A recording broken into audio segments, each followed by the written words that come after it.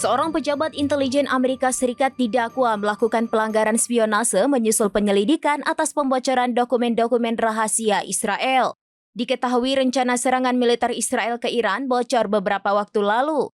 Kini terungkap sosok yang membocorkan dokumen rahasia tersebut.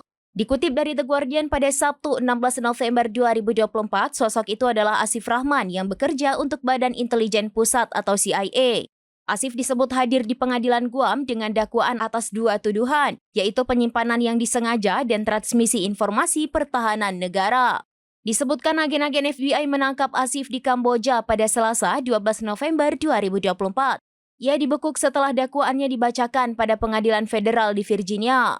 Diketahui Asif membocorkan dokumen-dokumen rahasia yang disiapkan oleh Badan Intelijen Geospasial Nasional. Asif sendiri bekerja untuk CIA di luar negeri dan memegang izin keamanan rahasia dengan akses ke informasi sensitif.